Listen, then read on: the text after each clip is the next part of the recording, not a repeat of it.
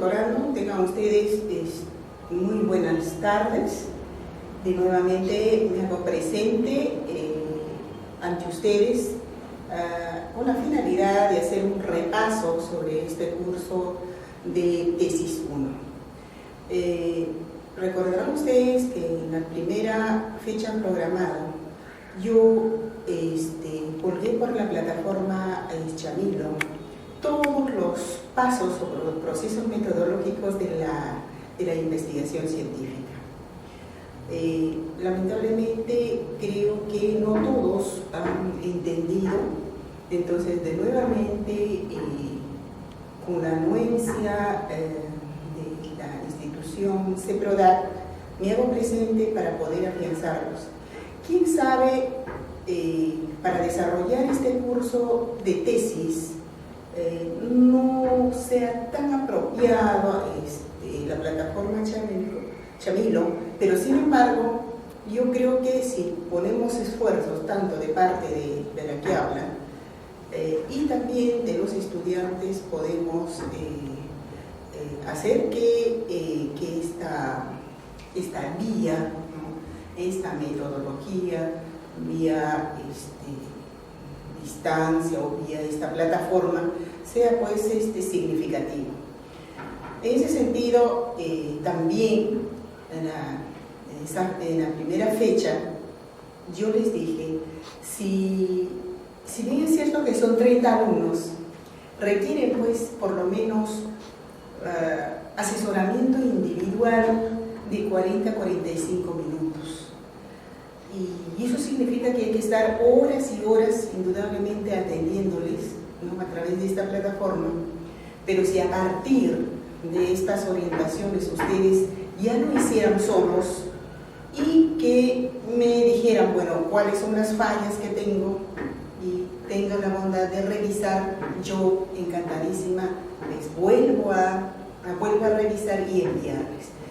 Y otra alternativa sería, quién sabe, que a partir del dominio de los pasos metodológicos de la investigación que yo les presento con ejemplos y todo, podrían ustedes elaborar su trabajo y enviarme en folders, ¿no es cierto?, cada uno en su folder, y a fin de revisar ya en físico, obviamente.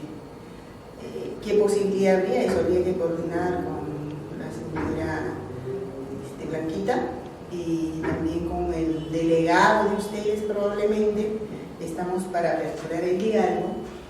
Bien, pero hoy vengo precisamente a reforzarles sobre el proceso metodológico de la investigación. Para investigar, lo primero que hay que tener en cuenta es lo siguiente. Ustedes han pasado ya por sus estudios de maestría y tienen, ¿no?, la conciencia plena de que para investigar necesitamos ubicar un problema en una determinada realidad, por no decir un tema. Pero ese tema yo no puedo elegir porque se me ocurre simplemente. Necesito ir a la bibliografía relativa a este tema. Por ejemplo, si yo quiero estudiar o investigar acerca del bajo rendimiento del alumno en el área X o de un área de lengua o de matemáticas, yo voy a tener que indagar las teorías, la literatura pertinente al bajo rendimiento para tener una noción de lo que significa los niveles de rendimiento, el bajo rendimiento, por qué el alumno no capta o no resuelve los problemas con facilidad, los problemas matemáticos me refiero en este caso. Entonces yo tengo que ir a la bibliografía. Significa que tengo que apoyarme de los fundamentos teóricos para ubicar mejor el problema. El problema está fuera de mi conciencia. El bajo nivel de aprendizaje de los alumnos en matemáticas, por ejemplo, está como está ahí el problema. Pero yo quiero contribuir. ¿Cómo este alumno puede salir de la postergación en que se encuentra para lo cual requiere investigar. ¿Qué hace el médico para curarnos? Lo primero que hace es diagnosticar, ¿no es cierto? Toda nuestra vida, cuántas enfermedades hemos tenido, qué hemos sentido, etcétera, etcétera. Luego recién van a pasar al estudio y van a empezar a intervenir. Nosotros no podemos intervenir así tan rápidamente en los problemas educativos o problemas pedagógicos. Tenemos que primero tener fundamentos teóricos, luego ir a plantear el problema, ¿no? Entonces, ocurre que existe una unidad, ¿no? Una unidad entre, diríamos una unidad dialéctica, entre la teoría y el conocimiento empírico, el conocimiento que está expresado en una determinada realidad. Estos ambos conocimientos nos van a permitir a plantear el problema científico. Lo primero que vemos es que como punto de partida dentro del proceso metodológico de la investigación, vamos a ver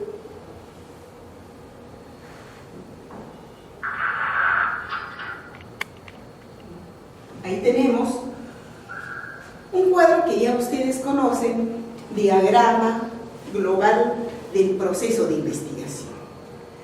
La primera caracterización del problema. Ya hemos dicho, vamos a tener que ubicar qué se investigará dentro de esa frase, de esa pregunta. ¿Qué se investigará? Obviamente ya el investigador habrá seleccionado su tema de estudio, su problema de estudio. Ya se estará remitiendo entonces a recolectar, a consultar a la bibliografía relativo a ese tema de estudio.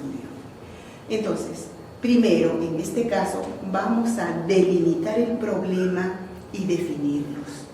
Delimitar, ¿qué significa? Nosotros en nuestra vida diaria tenemos muchos problemas que vemos en A, B, C instituciones.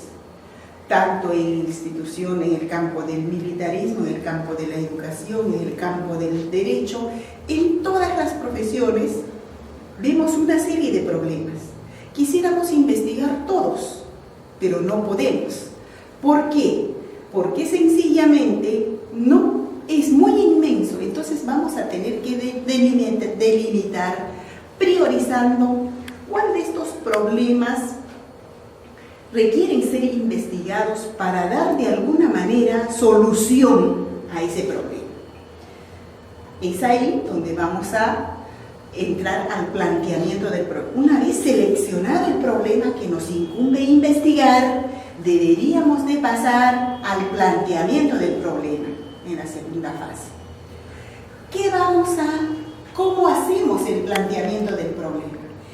Con esto empezamos con el planteamiento del problema, la elaboración del proyecto, y ustedes ya lo saben.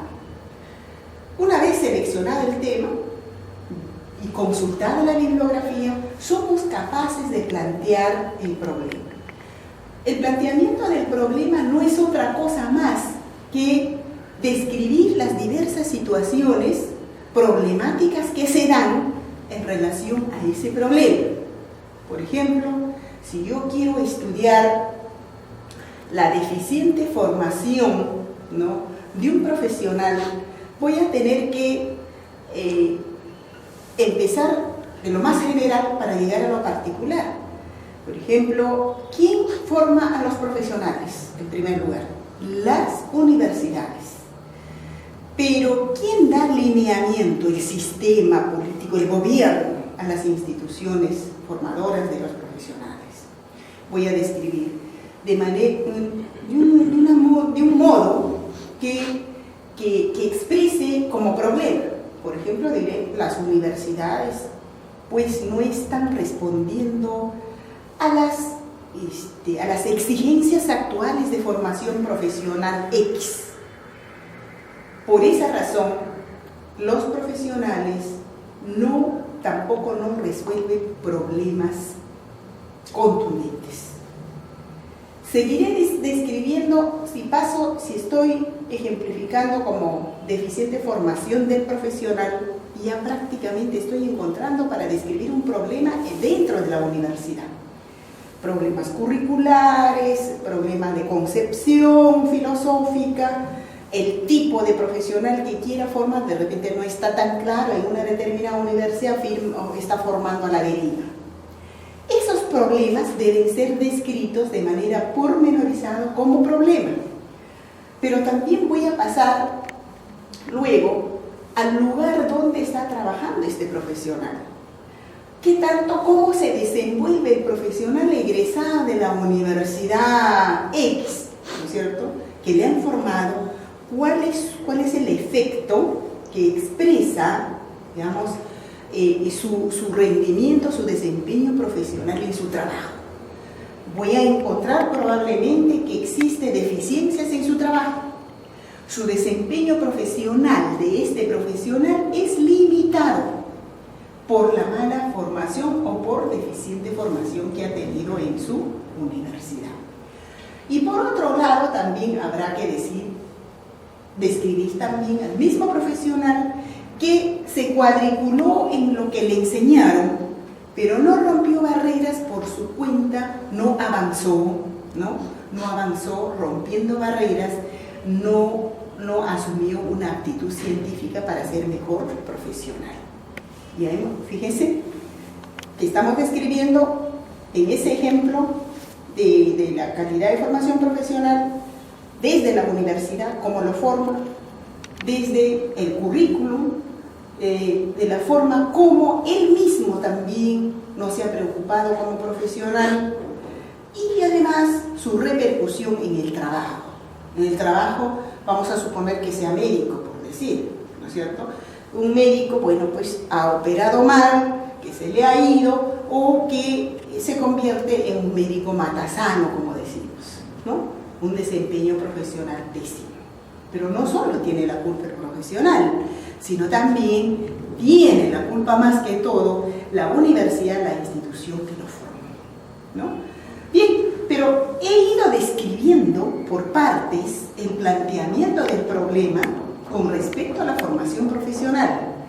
Todavía no es un problema científico. Cuando hablamos del planteamiento del problema, solamente describimos diversas situaciones problemáticas en torno a la formación profesional en este caso. Puede ser con otros problemas, con otros temas muy parecidos. Luego paso a la segunda etapa, que es la formulación. No es igual que planteamiento.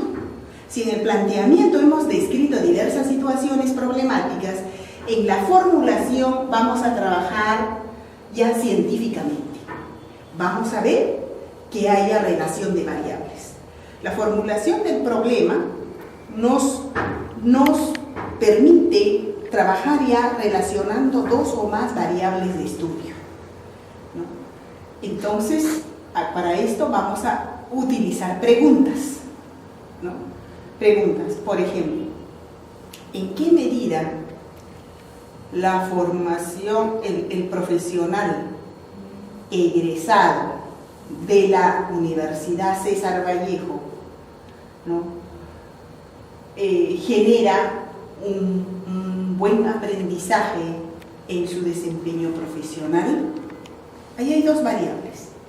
¿En qué medida egresado de la universidad, variable independiente, y variable dependiente, genera un desempeño profesional? Esto más adelante voy a visualizar de manera objetiva. Luego de la formulación del problema, pasamos a la formulación de los objetivos. Si seguimos ejemplificando la formación profesional, ¿cuál será nuestro objetivo, ¿no?, de investigación?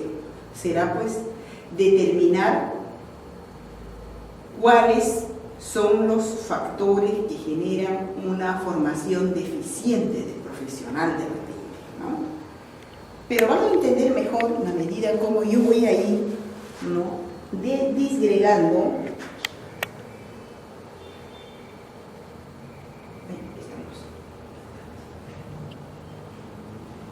¿Qué pasó? Acá con tu mano. No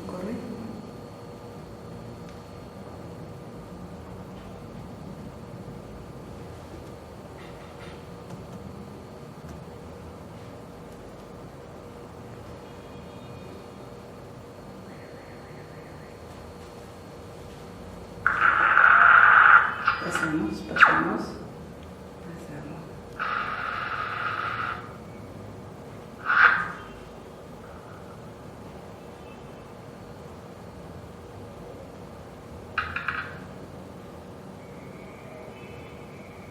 ¿La anterior o está bien ahí? Anterior. Muy bien. Bueno, entonces, ¿qué se investigará? Todo lo que acabamos de decir ahora, ¿no?, en estos momentos, sobre delimitación, planteamiento, formulación del problema y formulación de los objetivos, constituye la primera fase del proyecto de investigación. Cuando elaboramos el proyecto, tenemos que abarcar estos 4 puntos que están establecidos en la primera fase. Luego,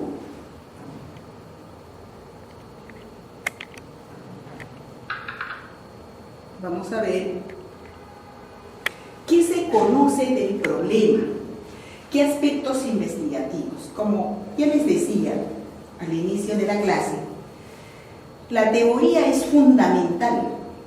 Entonces, la teoría, cuando ya elaboramos como segunda fase, vamos a encontrar ya el marco teórico de nuestra investigación. Sin la teoría yo no puedo investigar por más que conozca un determinado problema, porque mis ojos me pueden engañar. Pero si yo leo, analizo las teorías, me va a reforzar, ¿sí?, porque las teorías son productos, ¿no?, de la investigación científica. Entonces ahí tenemos el marco teórico, conocimiento de la teoría, cuál va a ser la base teórica de del problema o de la investigación. Es importante decir cuál será la base teórica del problema de investigación. Eso lo vamos a determinar, el mismo investigador lo determinará. Si está estudiando problemas de aprendizaje, por ejemplo, consultará a Vygotsky, a Jean Piaget, a Ausubel y muchos autores clásicos incluso para sacar sus propias deducciones, ¿no? Entonces, gracias a este marco teórico que nosotros vamos a elaborar relativo al problema que hemos seleccionado, pues vamos a poder generar hipótesis y sus correspondientes variables. No podemos generar hipótesis porque conocemos sencillamente una determinada realidad. Sería una hipótesis anticientífica. Las hipótesis deben ser científicas en la medida en que son productos del análisis teórico y también amalgamados con el conocimiento empírico.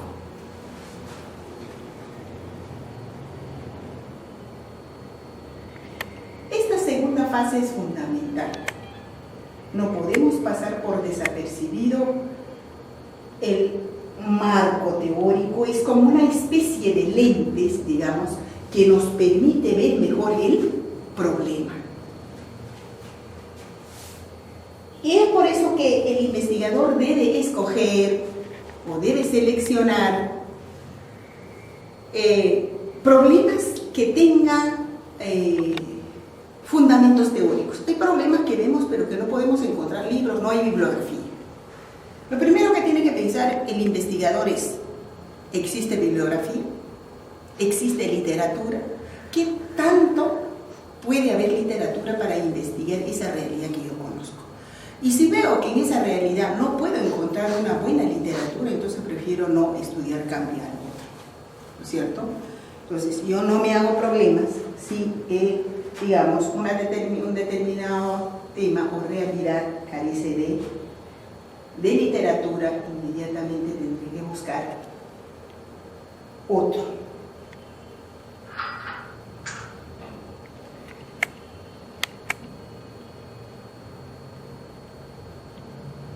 Bueno, tal vez esto rápidamente voy a pasar, porque para esto tenemos todavía en otros tesis 2, tesis 3, diseño metodológico, tenemos población y muestra, el tipo de estudio, diseño de recolección de datos, procedimiento, recolección, cómo se investigará el plan de tabulación, etc. Y eso lo vamos a profundizar en el siguiente curso, indudablemente, que todavía no les toca ahora para incluir.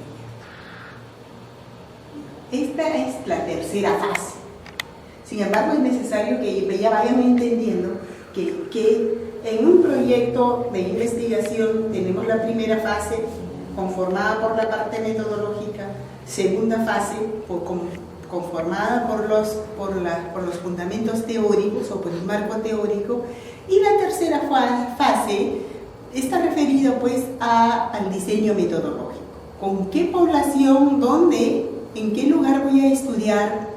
Si mi población es grande, ¿qué tipo de muestreo voy a utilizar o cuál va a ser mi muestra? Se supone que si la población es grande, la muestra será no tan chiquita, depende del tipo de investigación también, ¿no? Si la investigación es de tipo experimental o aplicado, yo creo que pueden trabajar con grupos pequeños, pero si la investigación es correlacional, descriptivo o explicativo, los grupos van a ser grandes.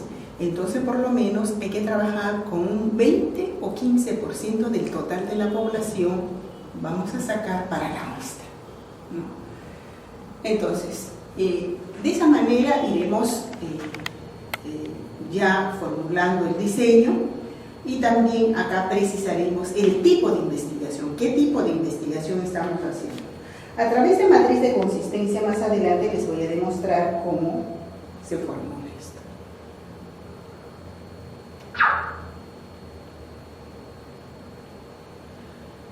Ejecución, bueno, esto también rápidamente para que ya tengan una idea de la ejecución. Recolección de datos, presentación de datos, análisis e interpretación, conclusiones, recomendaciones e informe final. Y estos procesos se enfatizan mejor cuando ya están con tesis 3 o con tesis 4.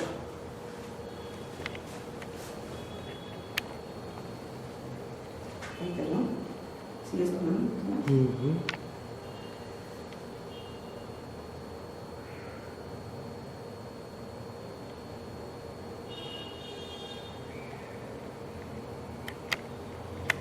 Bueno, acá tenemos planteamiento y formulación del problema.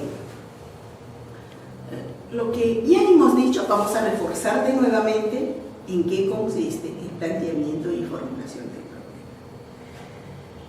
Definición del problema, descripción de la situación problemática y formulación del problema. Son dos aspectos, ¿no? Criterios para la formulación. Debe expresar en relación de variables. Lo que ya hemos dicho y hemos estado enfatizando con ejemplos, tiene que ser en forma de preguntas, pero tiene que ser, ¿no? También tiene que haber relación de variables, entre variable dependiente o variables correlacionales. Debe posibilitar la prueba empírica de las variables, debe expresarse en dimensión temporal y espacial. Estas son las características que debe tener una formulación científica del problema. Objetivos. Tenemos los objetivos en una investigación. Los objetivos tienen varios fines. Sirven de guía para el estudio, determinan los límites y la amplitud de estudio. No podemos abarcar, por ejemplo, si tenemos que tener objetivos claros, hasta dónde vamos a llegar, qué posibilidades tenemos para investigar y trazarnos un objetivo muy claro. Orienta también los resultados eventuales que se esperan obtener. Por ejemplo, cuando hablamos de orientación sobre resultados eventuales, estamos hablando ya de objetivos específicos. Los objetivos específicos van a ser de inmediata acción. ¿Para qué? Hay que ir cumpliendo fases, etapas, para llegar a ese gran objetivo que nos hemos propuesto. Permiten determinar las etapas del proceso de estudio a realizar. ¿Cuáles son los criterios? Ahí ven ustedes en forma de escalerita. ¿Qué criterios debemos tener para formular objetivos? Deben estar dirigidos a los elementos básicos del problema. Si yo no puedo desligarme, si yo he planteado un problema, pues tiene que tener relación con el problema, tiene que estar dirigido al problema, a la formulación del problema. Deben ser medibles y observables también, deben ser claros y precisos. Acá nosotros en los objetivos el investigador no tiene por qué explayarse. Deben seguir un orden metodológico claro. Primero, ¿qué hago? Segundo, ¿qué hago? Y tercero, ¿qué hago? Teniendo en cuenta con los problemas específicos. Probablemente voy a tener que seguir construyendo los objetivos específicos incluso. Y deben estar expresados en verbos en forma infinitiva, en infinitivo, ¿no? Determinar, comprobar. Si el objetivo es general, se deben utilizar verbos como comprobar, determinar, también puede ser el verbo explicar, ¿cierto? Son verbos grandes que engloban situaciones mayores. Pero objetivos específicos deben ser de acción inmediata, ¿no? Por ejemplo, precisar, diagnosticar, evaluar, ¿no? Etcétera.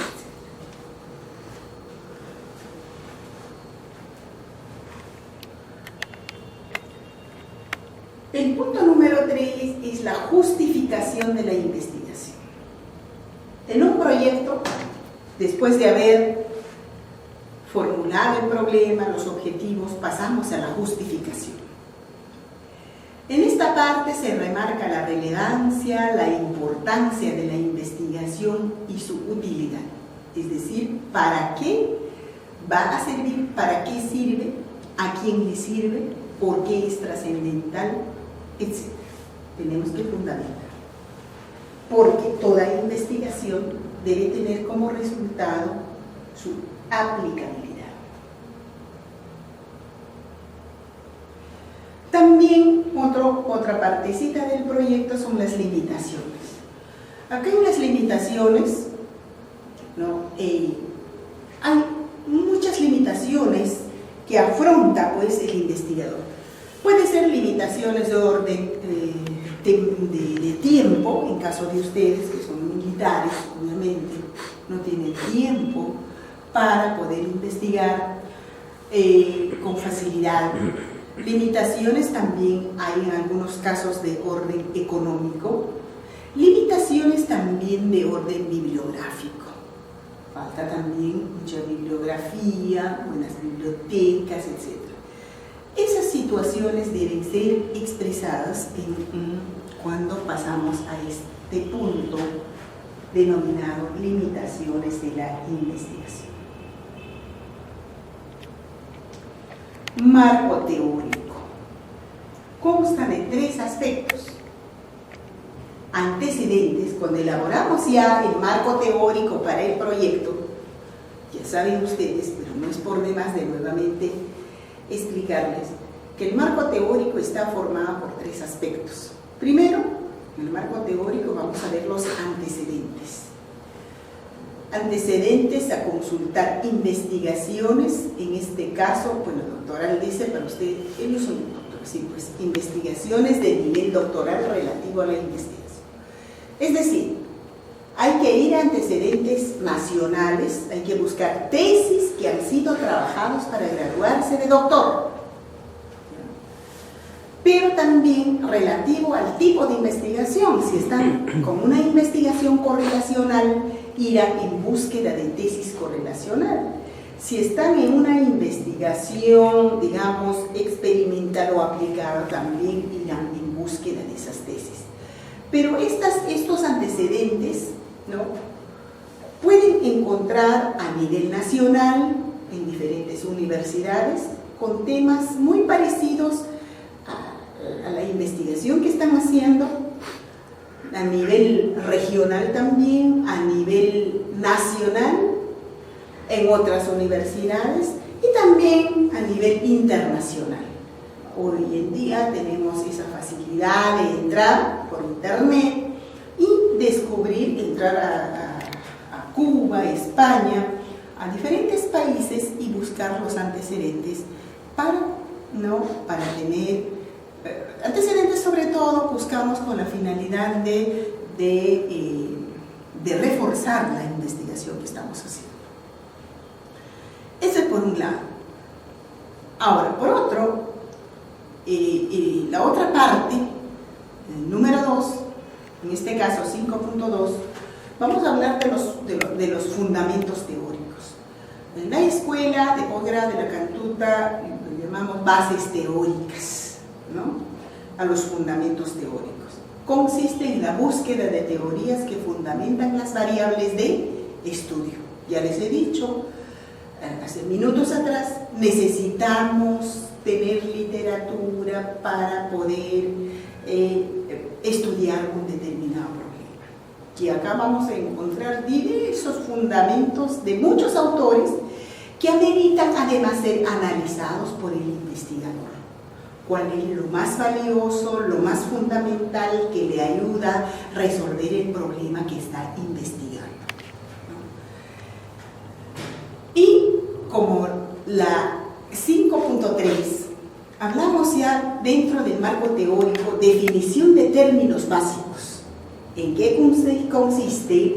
En buscar el significado de las palabras claves utilizadas en la investigación. O palabras nuevas, también podemos decir, cuando leen, porque nosotros cuando investigamos, cuando redactamos una investigación, podemos entender, un investigador entiende lo que está haciendo, pero tiene que pensar también, al hacer la investigación, va a ser leído por otros. Entonces es necesario buscar el significado, ¿no?, de las palabras claves utilizadas en la investigación. Como ven ustedes, hay 3 componentes en el marco teórico que no deben olvidarse: antecedentes a consultar, fundamentos teóricos, bases teóricas, ¿no?, que va a fundamentar el problema que está en estudio, y definición de términos básicos.